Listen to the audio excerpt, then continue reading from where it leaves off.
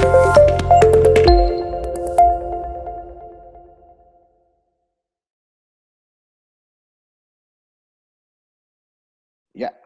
apakah sudah terlihat Mas Haikal? Jelas, Pak. Oke, kita diskusi interaktif ya. Jelas Pak, jelas Pak. Ini Ya, Pak. smart diskusi, jadi jangan menampilkan gambar. Ya, kita butuh waktu cuma ya 1 jam 40 menit gitu. Selebihnya saya kasih tugas. Jadi hari ini kita nyamakan pengertian saja tentang dasar-dasar, tentang apa fungsi dan tujuan suatu komunikasi. Ini untuk pengantar saja supaya kita bisa memahami tentang kombang, komunikasi pembangunan. Ya, program studi kita kan komunikasi pembangunan. Jadi hal-hal yang bersifat yang bersifat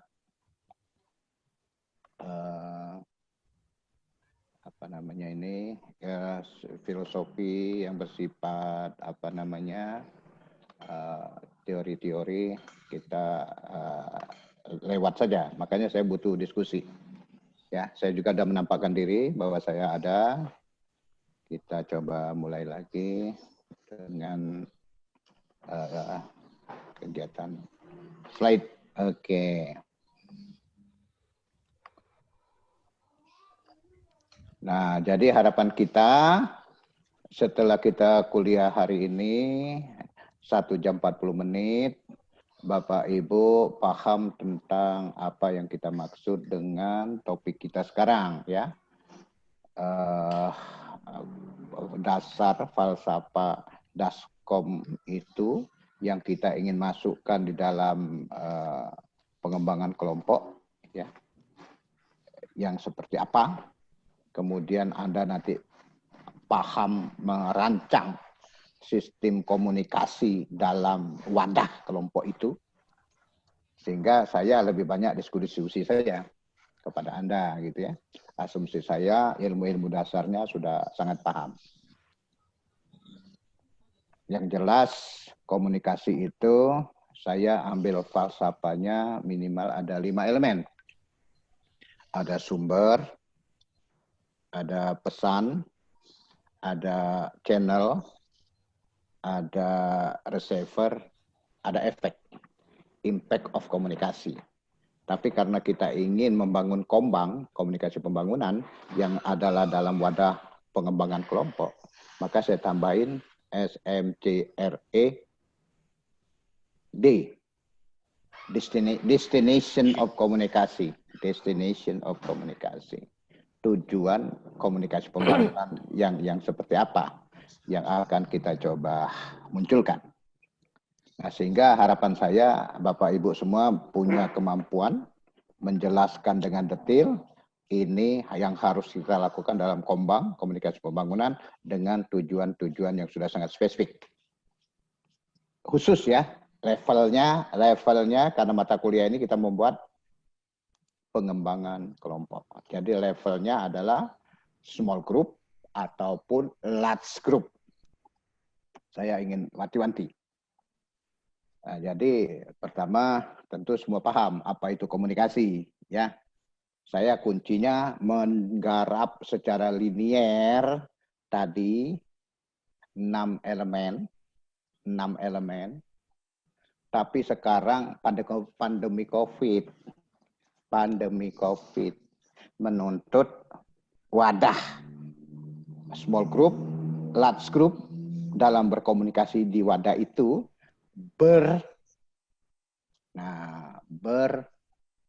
di channel, bermedia. Channel itu ada 5, approach of komunikasi, pendekatan, method of komunikasi, teknik of komunikasi, media. Komunikasi, ya, media of communication, hardware, software of komunikasi. Nah, sekarang sudah eranya pengembangan komunikasi small group atau large group itu bermedia yang namanya IT. Ya, kita ingin di situ nanti nyawanya. Untuk memunculkan 6 elemen yang ada sebagai suatu sistem komunikasi di wadah kelompok itu yang memunculkan effectiveness komunikasi. Kuncinya effectiveness komunikasi. Apa maksudnya? Maksudnya komunikasi itu bisa diukur, ya. Ini indikatornya untuk memunculkan effectiveness. Di mana nyawanya? Nyawanya ada di makna pesan yang sama. Mutual understanding. Jadi pesan tersampai dengan baik. Kalau ditanya dia tahu, kalau dicek dia sadar, kalau betul-betul tingkah laku mengikuti, cara melakukan sudah betul.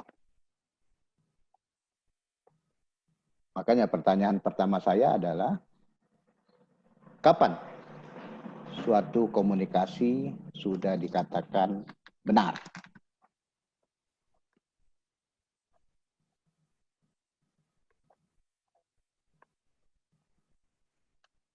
ST, bisa nggak Anda memberikan ilustrasi kepada saya? Kapan suatu komunikasi sudah dikatakan benar?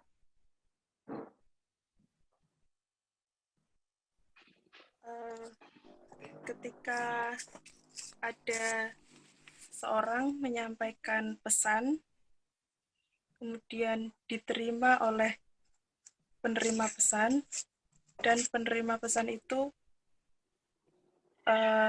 sadar dan menafsirkan isi pesan itu. Mungkin gitu, Pak. Jadi komunikasi itu mempengaruhi orang. Betul. Komunikasi itu mempengaruhi orang. Apanya? Kognitifnya kah? Afektifnya kah? Konatifnya kah? Itu ada pada ranah efek. Atau kombinasi. Silakan saja. Mau dipersempit kognitif, hanya sekadar awareness, sadar, oh naik dikit, paham, oh naik dikit, ada 6 tahapan itu, monggo-monggo saya. Ya ada kan tahapan-tahapan itu ya, nanti didalami. Di sikap juga ada, sikap itu ada 3 tahapan. Tindakan itu ada 4 tahapan. Makanya ini ilmu dasar, saya nggak mau ngulang ini. Silakan mencari referensinya.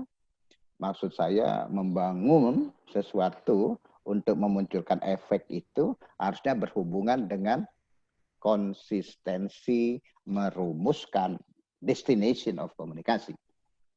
Tujuan berkomunikasimu itu apa dalam pengembangan small group, large group itu. Nah, apakah sulit? Apakah mudah? Ya situasional. Situasional. Kita dituntut Anda punya kompetensi komunikasi. Bukan sekadar textbook, tapi Anda paham mengimplementasikannya untuk berkomunikasi dengan benar.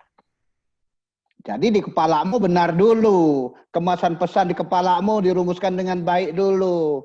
Nanti bagaimana cara, style, menyampaikan, ya susunlah. Makanya S2 itu kan suka dituntut tuh. Bukan saja menganalisis puubah-puubah yang ada tergelitik untuk menginvestigasi, tapi di bagian bawah boleh merumuskan strategi.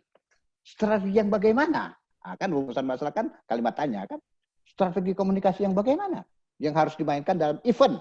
Eventnya salah satu contoh pengembangan kelompok apa gitu ya. Petani daring, milenial di Babel, misalnya Bangka Belitung, tempatnya Pak Heri, misalnya. Silakan cek. Nah, nanti Anda coba cek sumber faktanya itu di lapangan. Itu maksud saya. Nanti kita akan lebih menyekrup di situ. Nah, jadi sulit tidaknya tergantung kapasitas Anda. Kita ingin melahirkan komunikator-komunikator yang bagus dalam KMP ini, begitu ya. Lebih-lebih dalam memberdayakan small group. Tidak usah jauh-jauh. Anda yang sudah berkeluarga, bagaimana memelihara kelompok family group Anda? Apakah Anda berkeluarga itu punya tujuan hidup? Punya. Apakah itu sudah melahirkan suatu komitmen? Silahkan didiskusikan dengan orang-orang yang ada buat komitmen tadi. Awal saja Anda sudah punya ijab sah kan? Ijab kabul. Ijab kabul itu suatu tertulis. Tapi implementasinya, banyak hal. Nah, itu maksud saya. Nanti silakan nanti pengembangan kelompok ini fakta Anda lah memilahnya nanti yang seperti apa. Ternyata tergantung Anda lah. Anda katakan sulit-sulit, Anda katakan mudah, ya mudah. Ya, gitu ya. Makanya bedah kita nanti pada linear saja. Linearkan aja dulu sebagai elemen-elemen apa yang membangun sistem komunikasi di wadah tadi, di kelompok itu, di small group maupun large group itu, gitu. Tapi tetap dia harus tanda rambu-rambu, rumuskan dengan baik destination of komunikasi. Tujuan-tujuan itu orang banyak di dalam kelompok kan individu-individu tuh. Masih terjadi tatap muka, tadi terjadi intens yang solid antara satu sama lain, tidak bisa bertemu muka tapi bertemu daring, kan sudah lama kelihatan non-verbalnya, kelihatan verbalnya untuk saling mempengaruhi itu sendiri, tapi punya tujuan-tujuan individu yang di kepala masing-masing, di pikiran masing-masing, di hati masing-masing untuk dipadukan. Tujuan itu menjadi sesuatu yang apa istilah oleh statistik bergabung itu, membangun equal. Bukan cuma dikit, intersection cuma dikit aja yang ini. Harusnya bergabung. Namanya apa? Setangkup. Kalau bahasa komunikasinya kongruen, membangun kongruensi di level tujuan individu menjadi tujuan kelompok. Nah, inilah yang harus selalu disosialisasikan, diberikan bangunan untuk membangun makna-makna yang menjadi komitmen. Komitmen stagnan enggak? Enggak, terus berkembang. Karena pengaruh lingkungan, pengaruh situasional. Makanya harus dianalisis dengan detail oleh teman-teman S2 maupun S3. Nah, jadi dia perlu apa? Practice and practice. Perlu dilatih berkomunikasi itu sendiri. Kalau sekadar ngomong, mudah. Anda lahir aja udah oe-oe aja. Oh, kata emaknya perlu netek nih. Karena insting. Tapi kan harus dilatih. Melatih itu menjadi penting. Itulah adanya KMP itu. Membangun orang-orang yang memang, oh iya memang ahli komunikasi. Oh dia memang ahli komunikasi kelompok kecil. Nah, kan ada memutuskan itu. Nah untuk itu berbagai konsep teori, nanti cari sendiri. Di kuliah saya nggak akan ketemu nih. Pasti saya gambaran umum saja. Karena inilah yang akan menggiring kepada Anda, mau tidak Anda nanti spesifikasi riset Anda di bidang komunikasi small group, atau ada yang mana. Nah kita perdalam ilmu-ilmu yang bisa dimunculkan menjadi maker variabel kunci untuk menguatkan suatu rancangan sistem komunikasi small group Anda. Nah kira-kira itu bayangan saya gitu ya, buat Anda, kira-kira larinya kuliah itu seperti itu maksudnya. Nanti kalau ada diskusi, saya lebih senang ditanya saja. Tadi kan anak dengan emaknya, bayi dengan emaknya. Sekarang pada tinggal di kampung, WFH.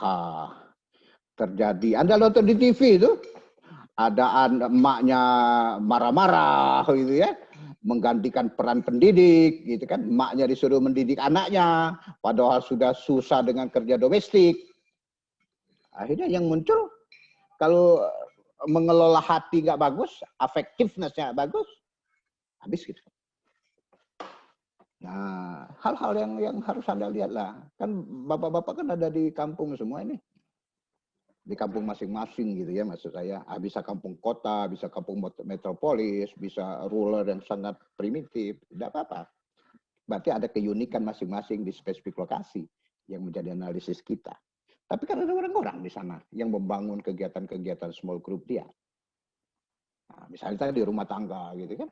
Mudah nggak? Nggak mudah juga. Bagaimana kita mengilustrasikan emak-emak yang kesulitan dengan anaknya di kampung dipaksa oleh Mas Menteri bersekolah daring. Belum lagi disupport lagi kan. Wah internetnya kadang ada, kadang tidak gitu ya. Sehingga muncul apa? Muncul sayup-sayup tak terdengar kata orang. Noise. Ya kan? Sesuatu efektifness komunikasi memunculkan suatu respon yang benar. Lawannya adalah noise. Terjadi hambatan gangguan di level elektronik. IT kan bermain elektronik. Kan hambatan itu bisa noise, bisa barrier, bisa influence. Dengan daring kita lebih banyak bermain dengan noise. Influence-nya ada.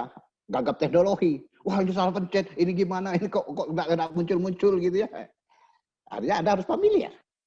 dengan tadi sebagian kecil dari nuansa elemen channel itu. Nanti enaknya dibaca tuh bukunya fundamental komunikasi yang tatap muka itu adalah bukunya Berlo, ilmu dasar tentang bagaimana membangun fidelity. Fidelity itu ketepatan dalam membangun makna pesan yang sama tadi. Tercipta mutual understanding. Untuk itu komunikasi harus selalu dimonitoring, evaluasi seberapa terjadi keberhasilan. Makanya saya selalu tanya dulu, sudah baik enggak? Gitu. Definisi baik kan di situ tadi, yang kita tanya sama Esti tadi. Jadi komunikasi itu harus mampu mempengaruhi. Jadi kalau sekadar pidato, masuk kiri kuping kanan, di warung kopi, tahu-tahu ada sesuatu yang menarik hati Anda, mendapat ini, ada mendengar, itu kan sudah sangat membangun makna pesan. Jadi kadang-kadang di dalam Daskom itu, di dalam kegiatan komkel itu, komunikasi kelompok itu, tidak harus memiliki media. Kita tidak bicara tentang kepemilikan media, tapi accessibility, terakses media. Ya kan zamannya Pak Harto dulu untuk membangun orang-orang berkomunikasi lewat terpaksa dan terbiasa, misalnya dengar radio siaran pedesaan. Kalau di Babel namanya Simpedes, simpenan pedesaan. Ini siaran pedesaan. Gimana? Orang dipaksa berkumpul, namanya kelompok pendengar. Ya kan, zaman Orde Baru gitu kan. Dulu orang masih takut. Paksa, dengar. Seminggu bukan sekali, bisa 3 kali. Sebelum berangkat, pergi sawah, balik ya, ada lagi. Kalau nggak paham, ada si Jupe. Udah meninggal ya Jupe itu. Ada Jupen, juru penerang. Kon zaman dulu kan yang namanya Kementerian Komunikasi itu ada anunya, pendampingannya, ada penyuluhnya. Namanya Jupen, juru penerang. Itu adanya di kecamatan. Kalau penyuluh pertanian itu kan suka adanya kan di desa. Penyuluh KB itu juga zaman-zaman si Hayono Siono itu. Kemarin teman kita yang hadir di acara saya di pos saya, itu dia bermain juga dengan kegiatan-kegiatan kelompok itu. Itu kalau Anda butuh hasil videonya bisa minta sama hostnya namanya Pak Yanervi. Saya kira ada beberapa yang hadir kemarin, saya kira bagus. Itulah contoh diseminasi inovasi. Ya, ada di Indonesia ada sekitar 11. Tapi sekarang kami ingin membangunnya karena kami IPB, karena kepada saya Kepala Pusat P2 STM, sejak 2016 saya katakan, sudahlah bangun kampus desa saja. Tapi mendatangi orang per orang, dulu kan ada istilahnya dalam pertanian itu apa? Sistem laku, latihan kunjungan gitu kan. Atau door to door, enggak efisien. Perlu duit banyak kok. Bayar penyuluh PPL itu kan mahal tuh. Dulu kan kita loan itu, bantuan-bantuan grant. Ya kan? Tapi tidak ada bantuan lagi kan hilang tuh penyuluhan. Dilempar ke otonomi daerah, kan ada undang-undang otonomi daerah, diserahkan kepada raja-raja kecil kabupaten kota, tergantung kepentingan mereka. Perlu tidaknya kegiatan-kegiatan komunikasi dengan pendekatan interpersonal lewat pengembangan kelompok itu. Kan tergantung. Walaupun sudah dibuat oleh zamannya SBY adanya 3 menteri bermain membuat kegiatan-kegiatan pendampingan atau penyuluhan itu yang silakan dilakukan oleh masing-masing kementerian. Kalau menganggap itu perlu ada ujung tombak melayani kepentingan usernya di kementerian atau di raja-raja di kabupaten kota tadi atau di provinsi, boleh-boleh saja. Tapi kan sudah nggak ada bantuan-bantuan yang namanya kegiatan dulu ada istilahnya penyuluhan pembangunan di desa, ditaruh PPL, penyuluh pertanian lapang. Nanti kira-kira penyuluh itu perlu disubstitusi pesan-pesan yang kepentingan rakyat itu seperti apa. Nanti Kementerian Pertanian yang bertanggung jawab membangun namanya bank informasi gitu ya. Dulu ada namanya BIP, Balai Informasi Penyuluhan Pertanian itu. Sehingga dia mensupport kepentingan penyuluh yang ada di lapangan itu.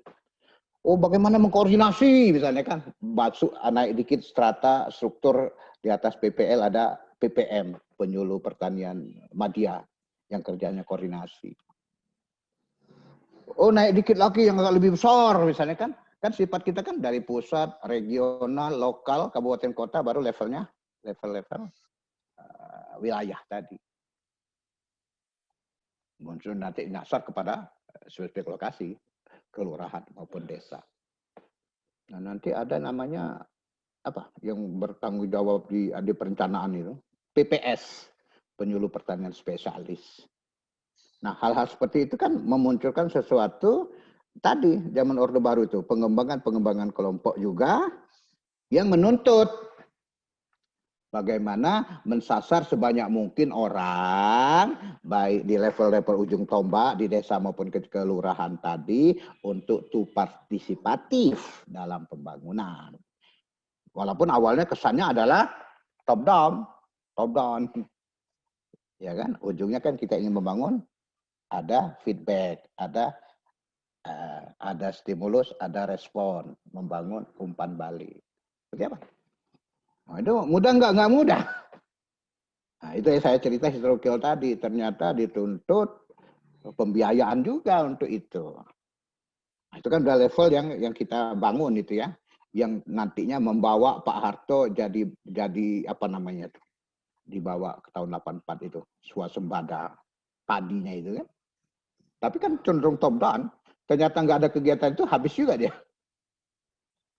Nah, kira-kira seperti itu ya. Saya ingin membayangkan kepada Anda, zaman dulu, zamannya Pak Harto, itu ada sekitar 16 kementerian, dulu namanya departemen. Ada departemen teknis, yang memang ada kantor-kantornya di kabupaten kota, di lokal itu, yang memang dia membangun ujung tombak tadi. Pendampingan bagi pemberdayaan masyarakat, tapi door to door biaya mahal, waktu yang mahal, dibangunlah dalam pendekatan kelompok. Nah, itu ada sekitar 16 departemen teknis yang punya pembinaan dalam wadah kelompok. Nah, zaman Jokowi, walaupun berkurang, saya melihatnya masih ada 14. Termasuk ada kementerian-kementerian baru dan dia juga punya kelompok sendiri. Nah, lembahnya kadang-kadang, baik di eranya Pak Harto, sampai dengan nanti di eranya Jokowi, ego-ego, kalau Jokowi kan namanya kementerian ya, kalau kita dulu kan namanya departemen. Ego-ego sektor kementerian tinggi. Sehingga nanti sampai ke desa pun tergantung siapa yang kasih sponsor, kasih proyek program pembinaan kelompok tadi. Gitu. Sehingga menuntut supaya kelihatan kasih pelang nama. Jadi tiap desa itu kadang-kadang ada 4-5 sampai 10 pelang nama itu. Karena ada bantuan tadi, menciptakan orang tangan di bawah, subsidi. Subsidi itu sesuatu yang jelek. Ya, kalau bersifat insidental boleh-boleh saja. Bantuan sosial sama macam itu harusnya kita hindari. Tapi di pandemi kita susah, memang orang nggak boleh berusaha. Kasih saja dulu untuk orang berdaya dulu, jangan sampai orang mati kan. Mati 1-2 orang itu risiko besar dalam pembangunan. Bukan kita hitung kuantitatif ya. Kan banyak juga teman-teman kita yang berpikir seperti itu. Nah, seberapa jauh yang kita ingin bangun penguatan itu? Makanya saya ingin menuntut kita mendalami lebih detail, membangun komunikasi dalam penguatan atau pengembangan suatu kelompok itu. Ternyata nggak mudah. Di kelompok kecil kita saja, di keluarga, nggak clear gitu ya. Terimbas pandemi COVID, saya kembali lagi kepada kasus-kasus di keluarga, nggak clear juga. Terus banyak juga nanti orang tua, anaknya sudah kuliah, ini kasus di Jogja kemarin-kemarin itu, yang juga nggak clear, tidak terjadi komunikasi yang baik begitu. Ada kasus terakhir rektornya kemarin, anaknya nggak pulang, karena memang orang tua di kampung nggak punya dana, yang mendanai ya kakeknya, misalnya gitu ya. Akhirnya dia diajaklah beberapa dosen-dosen yang punya proyek untuk melakukan, ternyata dosennya nggak dapat proyek lagi. Nah, jadi seberapa jauh kita ingin gitu ya, yang terjadi di masyarakat tadi disoluter harusnya. Nah, komunikasi yang bagaimana? Kalau di IPB kemarin kan ada sekitar 40 sekian itu, kita taruh di dalam apa dekat Masjid Al-Huriyah itu, kita punya apa namanya kelompok yang menyantuni orang-orang yang nggak pulang gitu ya, dan memanfaatkan apa namanya asrama di depan itu yang Putra itu kita manfaatkan. Ternyata mahasiswa juga ada yang nggak pulang. Tapi kita memberikan services sebagai suatu layanan misalnya. Nah, nyawanya kan komunikasi. Jangan sampai mereka nggak makan kok. Kalau dia nggak makan, dia sakit, dia terlantar, rusak citra perguruan tinggi itu sendiri sebagai suatu unit layanan. Makanya dulu kan terjadi kita kasus Maret, April bulan 4 langsung keluar Pak Arief itu. Sudah semua harus pulang. Sehingga kan kita kecil kemungkinan orang-orang yang terimbas dampak COVID. Walaupun ada satu yang besar kemarin, orang tuanya yang mati. Tapi kan cepat kita fasilitasi.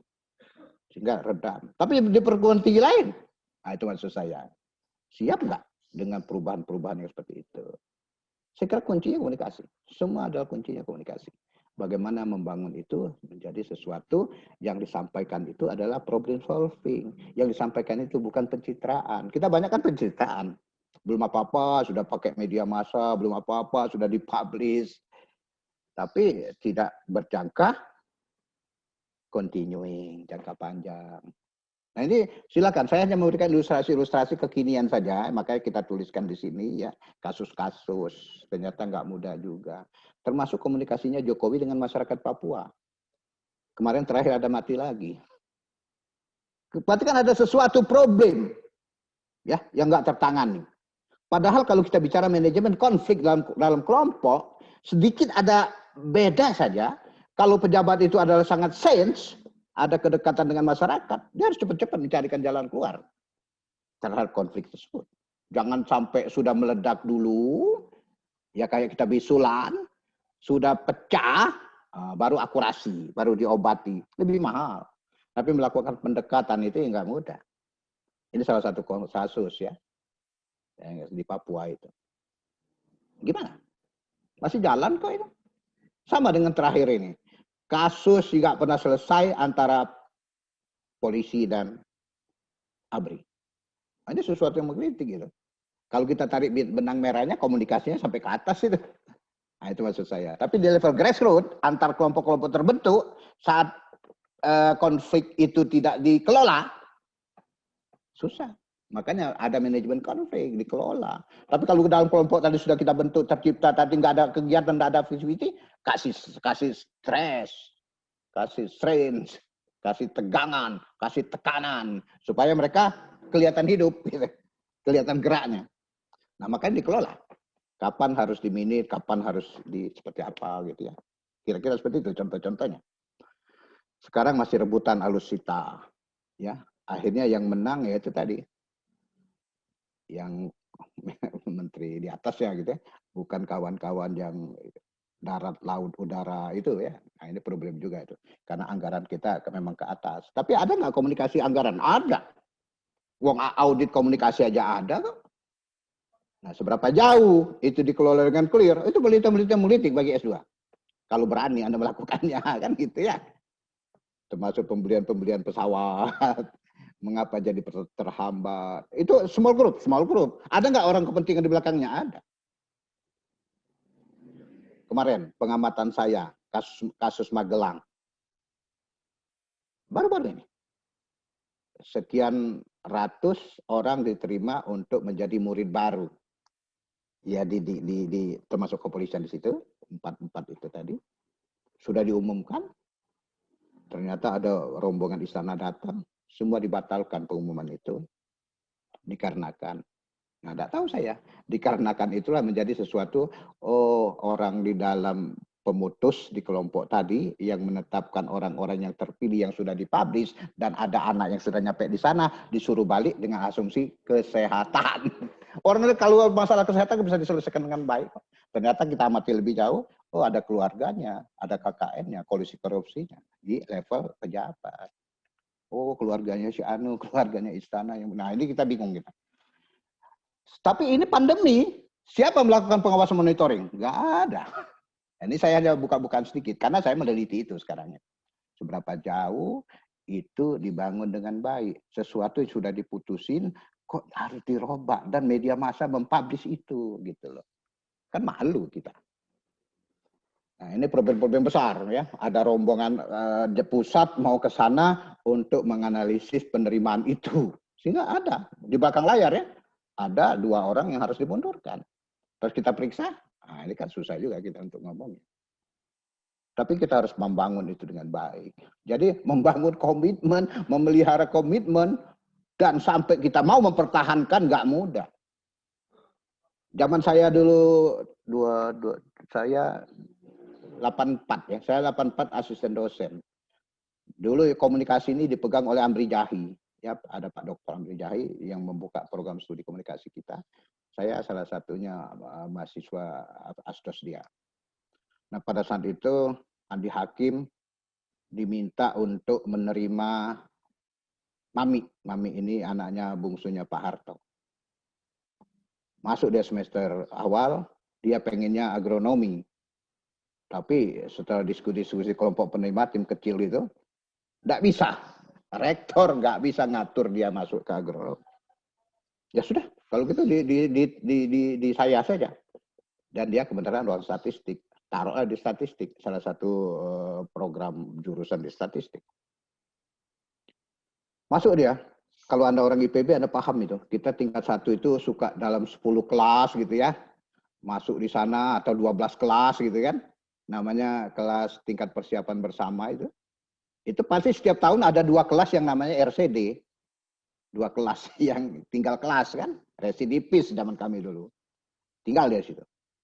Tapi saat si Mami masuk situ, itu tertolong banyak orang. Karena menurunkan standar kan. Menurunkan standar sehingga yang RCD-nya tidak lagi 2 kelas. Banyak yang tertolong. Kalau cuma dia saja yang ditolong kan habis dia secara statistik. Tapi orang yang bertanggung jawab menurunkan itu mundur dari jadi dosen. Doktor baru. Mundur dia dari dosen kita. Itu maksudnya komitmen itu kan harus dipelihara. Nuansa hati itu kan masing-masing orang punya sendiri komitmen. Nah, Andi Hakim mengorbankan dosen pada saat itu. Ini buka-bukaan saja. Saya supaya Anda tahu bahwa kepentingan-kepentingan itu pasti main. Di era sekarang apalagi berat sekali tadi menarik kepentingan itu. Dalam pembangunan, dalam kombat. Dalam keluarga juga tarik-menarik tinggi kok. Nah, begitu ya. Nah, jadi itu salah satu contoh maksud saya. Idealisme kawan-kawan kita banyak. Ada dosen yang mengundurkan diri untuk itu. Padahal sudah pegawai negeri, sudah PNS. Nah, akhirnya Andi Hakim yang dijadikan menteri pun nggak jadi gitu ya. Karena ada tim kecil pula menganalisis dia, emosionalnya tinggi.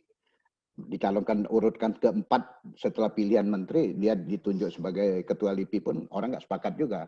Pada saat itu LIPI katakan ada sesuatu lah penilaiannya. Jadi penilaian itu kan harus dibangun dengan baik. Begitupun dalam kelompok nanti. Kalau Anda menanggung jawab suatu kelompok kecil, komitmen, tujuan, SOP, standar kriteria itu harus sudah pegang. Kalau mau kelompok itu bermutu. Nah, jadi maksud saya nanti bedahlah itu, kelompok itu yang seperti apa. Yang mau kita bangun ini sendiri.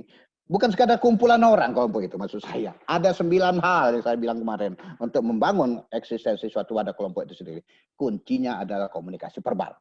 Selalu ada interaksi tatap muka di situ yang memungkinkan semua orang paham tentang hal-hal yang berkaitan dengan mereka berinteraksi dalam wadah kelompok itu sendiri. Nah, jadi nanti komunikasi itu memang susah-susah gampang lah untuk kita mainkan dengan baik gitu ya. Nah, nanti ada lagi istilahnya komunikasi itu menuntut simbolik. Nah, supaya kelihatan pemimpin yang bagus dalam satu kelompok itu, dia harus pandai berkomunikasi juga. Membangun misalnya simbolik apa yang melekat dalam wadah dia. Nah, misalnya Jokowi itu, kelompok saya, kelompok ini yang mau dibangun dalam pemerintahan, kerja. Karena dulu gagal dengan nawacita. Nawacita kan tidak bisa diterjemahkan dengan baik oleh kawan-kawan kementerian. Padahal nawacita itu nyawanya bagus. Itu membuat dia jadi presiden itu. Tapi di lapangan sampai sekarang saya ikut meliti juga tidak jalan. Sehingga supaya aman lupakan saja, bangun yang lain. Nah, jadi boleh membangun tadi ya, membangun simbolik itu. Termasuk membangun dalam diri. Masing-masing orang itu harus punya keunikan yang harus dipelihara dalam berkomunikasi. Misalnya Jainuddin MZ yang almarhum itu. Dia kan sangat terkenal dengan apanya misalnya kan.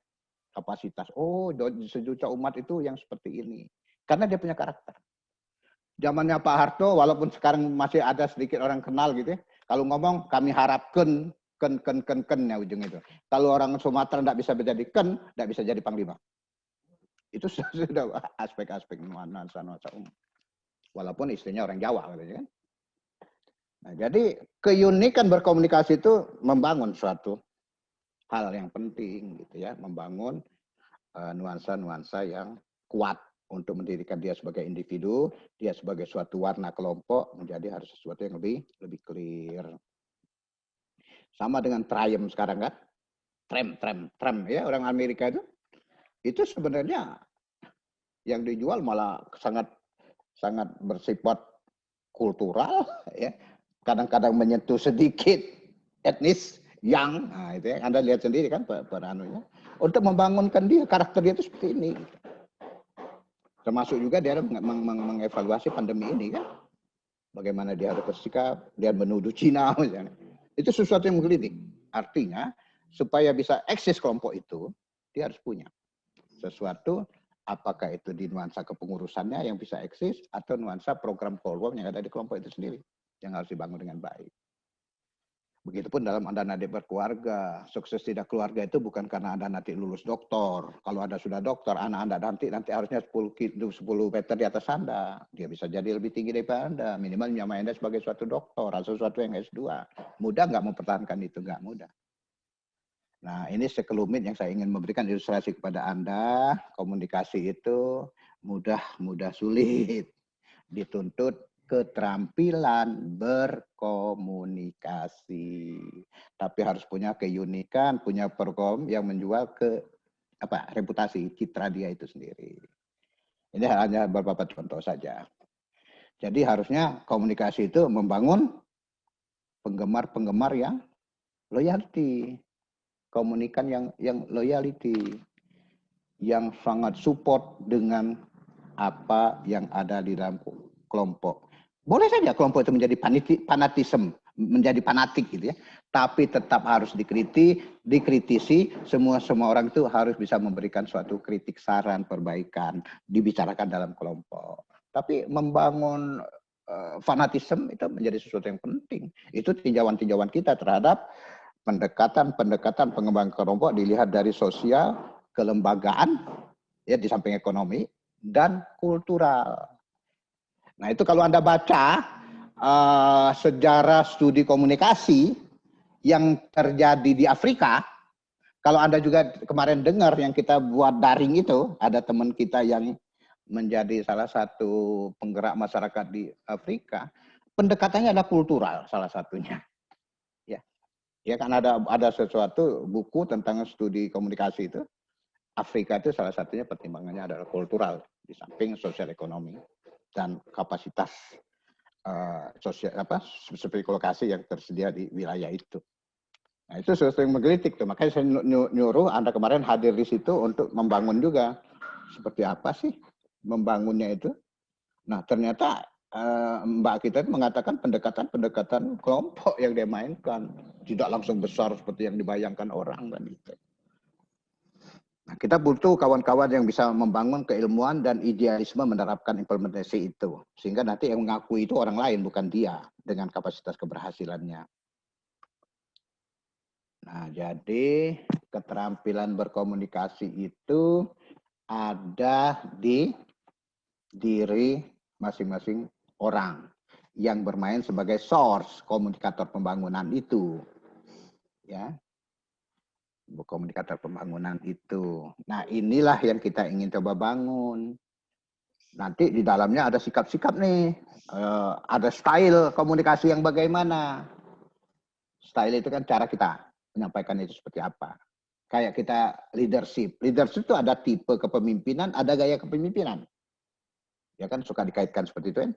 Kalau dia tipe, orang itu cuma bisa bermain gaya kepemimpinan otokratik saja, hanya satu gaya. Satu cara. Itu kalau tipe. Kalau dia style, dia paham skalanya, tapi bisa situasi ini memainkan gaya ini. Nah, begitupun gaya berkomunikasi. Harusnya dia style of komunikasinya itu bisa dia terapkan di kondisi seperti apa saja. Nah, di samping itu sikap.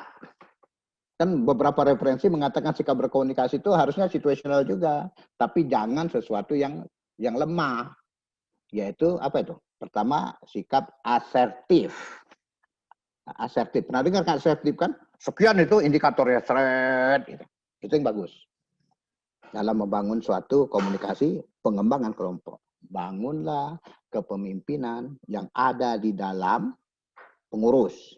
Ya, kepemimpinan bukan leader. Kepemimpinan ada pada semua orang. Suatu sifat, suatu cara, suatu kemampuan, suatu kapasitas yang bisa dikembangkan dengan baik.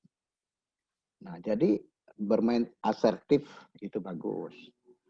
Kapan-kapan boleh nggak bermain agresif? Nah, kan ada sikap kedua namanya aggressiveness dalam komunikasi. Boleh. Tapi kalau terlalu agresif, susah juga. Makanya kadang-kadang Jokowi, SBY dulu kan suka melihara siapa itu yang kawan-kawan kita dari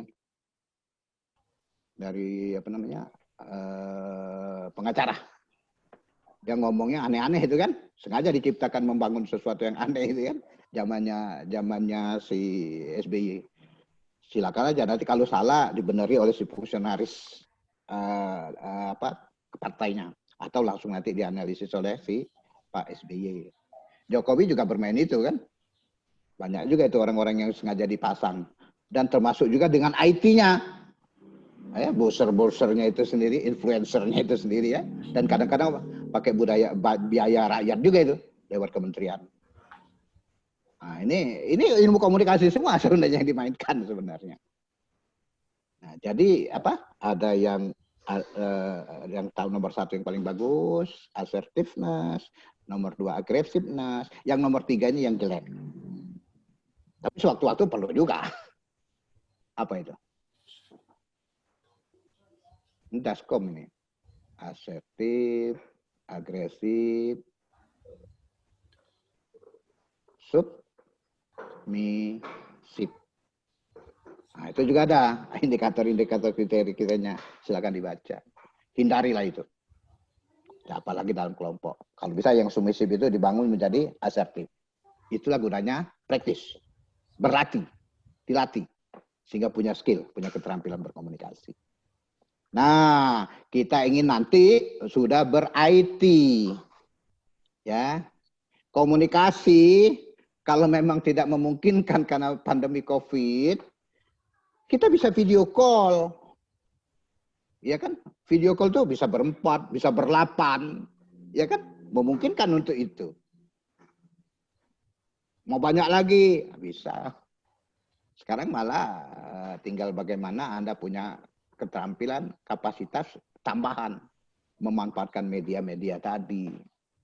Jangan pula kita jadi gagap teknologi pula. Tak pandai menggunakan media. Nah, era kita sudah era ini. Ya. Membangun tatap muka continue ini boleh memunculkan dengan daring. Uang 5 tahun yang lalu ya di Jerman itu terjadi pernikahan orang Indonesia. Memang orang nggak mampu, dia dapat beasiswa untuk sekolah ke Jerman. Kebetulan saya juga pernah ke situ, anak saya sekolah di situ. Nah, itu yang terjadi. Kan kalau di dalam agama ini, kalau sudah tidak tahan lagi, segera kawinkan, kan gitu ya. Nah, dia mau kawin sebenarnya, tapi pasangannya jauh di dusun sana. Di Indonesia, di pojok pelosok. Nah, sehingga pendekatan-pendekatan lewat kedutaan, sudah video call-kan saja. Yang penting 4 tadi terpenuhi. Ada apa nih? Ada apa nih? Ada apa? Ini kan banyak pengantin baru nih, sini enggak? Nah, menuntut itu kan bisa dengan tatap muka kan? Nah, sehingga keluarlah itu apa namanya fatwa majelis kita, majelis ulama kita, boleh kondisi dilakukan di kedutaan. Sah ya, walaupun dia nanti bercampurnya kalau dia pulang, kalau udah lulus doktornya kan gitu, terdorong. Tapi sudah terjadi pernikahan lewat komitmen tadi, ijab kabulnya itu. Berdaring kok, disetujui kok, jalan. Penghulunya ada, gitu. Saksi ada, 2 pasangan pengantin yang sebagai ini ada, kan gitu. Terlihat. Nah, tatap muka, ya kan? Sama dengan kalau kita melakukan seminar gitu kan. Wah, terima kasih para narasumber, terima kasih kami tidak bisa kasih duit, kami kasih sertifikat saja, mohon diterima. Nah, kita kasih gambar sertifikatnya. Nih silakan Pak Ikal, terima kasih atas sudah memberikan presentasi. Saya terima, kata saya Ikal kan. Apalagi si Pak Ikal, saya terima anakmu, terima ikannya. Kan terjadi kan? Tatap muka continue. Nah tadi ada 9 tadi syarat berkelompok tadi. Nah jadi teknologi mempermudah harusnya membangun suatu komunikasi yang sulit tadi. Nah tinggal kitanya punya nggak talent. Kan keterampilan berkomunikasi harusnya multi talent. Saat Anda berkomunikasi di Jerman, nggak bisa bahasa Inggris, ya sama-sama nggak paham. Sana ngomong apa, sih ngomong bahasa apa, sehingga perlu penerjemah kan gitu kan. Jadi multi talent dituntut seorang yang ahli di dalam komunikasi itu. Nah, jadi inilah nanti yang menyebabkan situasi komunikasi itu semakin rumit. Padahal enggak, kalau kita mau menyiapkan diri dengan baik. Makanya teori Berlo itu adalah komunikasi yang baik, kuncinya pada source.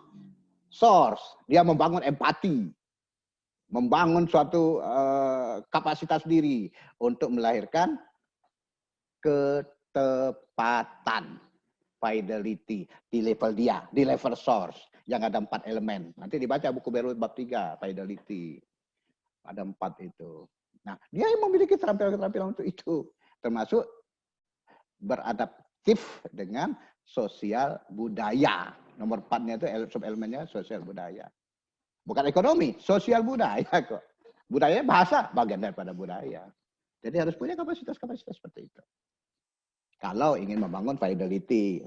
Oh, si komunikan disiapkan juga. Bangun fidelity komunikan. Oh, channel, fidelity channel. Oh, pesan, fidelity pesan. Nah, saran saya menceritakan itu satu bab. Silakan dibaca saja. Untuk membangun makna-makna pesan yang sama tadi terfasilitasi dengan baik. Baru dikatakan effectiveness komunikasi. Terjadi fidelity di setiap elemen. Kita membangun komunikasi sebagai suatu proses linier. Gitu ya. Nah, itu saya sarankan membaca Berlo. Nah, ini kan contoh sederhana tadi. Nah, kan bukan seperti ini, hanya menyampaikan ini, sudah sampaikan selesai, kan tidak. Paling penting itu mutual understanding, tercipta makna, tercipta arti. Artinya apa? Stimulus, respon. Belum terrespon dengan baik, dari stimulus lagi, respon lagi. Makanya tidak sekadar satu arah, dituntut 2 arah, ya. Kalau enggak, ngulang lagi, interaksional, bagusnya lagi konvergensi. Nah, seperti itu. Dicabut mah.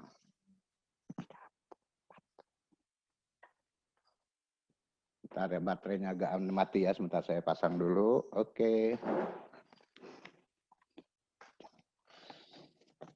Bentar. Nah, oke. Baterainya dihidupkan dulu. Jadi prinsipnya itu ya. Prinsip Daskom itu makna pesan yang sama, apapun bentuknya. Ini contoh sederhana saja. Gitu. Oke ya. Nah, proses-proses linear tadi. Dan bukan sekadar adanya 4 elemen. Kalau saya nyarankan tadi mungkin sampai 6 atau sampai 7 destination of komunikasi yang seperti apa. Dianalisis juga nuansa feedback-nya. Feedback begini lahir noise. Pertandingan noise dengan feedback ini dicari jalan keluarnya. Supaya makna itu menjadi mulus.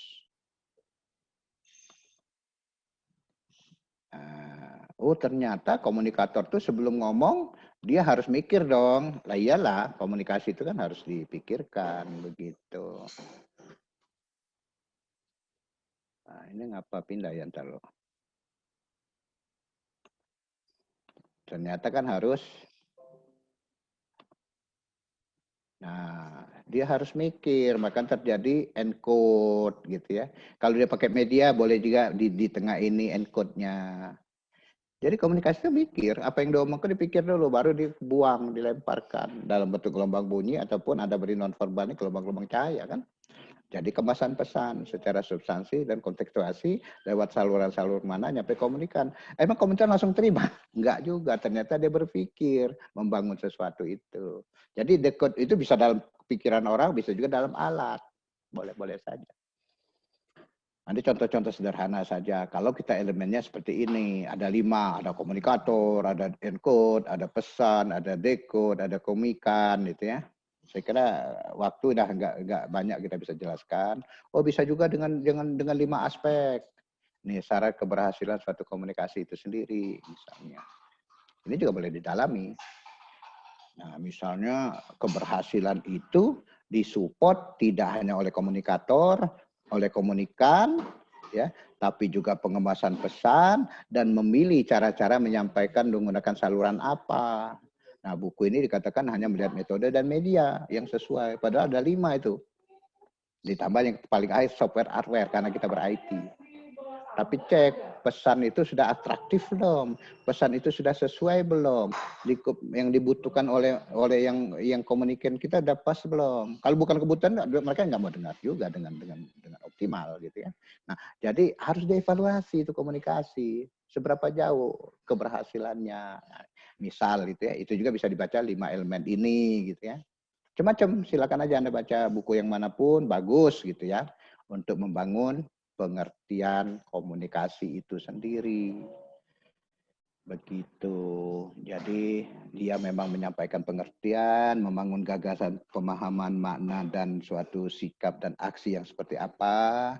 Dia juga merupakan suatu proses. Jadi komunikasi kan suatu proses sampai melahirkan makna. Sekali berkomunikasi selesai belum tentu. Makanya dia belum melakukan transaksional, interaksional, yang konvergensi, menyamakan kebutuhan-kebutuhan informasi antara sumber dan reseptor itu menjadi sesuatu yang di tengah, namanya konvergensi. Kalau bertentangan namanya dis, ya. Kalau kita kon. Nah, itu yang harus kita bangun. Yang harus nanti bukan satu komunikasi ini. Kelompok itu satu. Enggak, boleh 2, boleh 3, boleh banyak. Asal masih tatap muka. Berarti dengan banyak orang yang dituntut semua mau berkontribusi. Makanya pendekatan nanti konvergensi yang partisipatif. Nah, itu maksud saya teori-teori seperti itu yang kita bangun. Tapi intinya adalah pertukaran apa yang di pikiran-pikiran komunikan kita difasilitasi dengan baik oleh si komunikator kita untuk membangun kesamaan konten pesan yang dibutuhkan dalam event-event pengembangan kelompok itu yang seperti apa.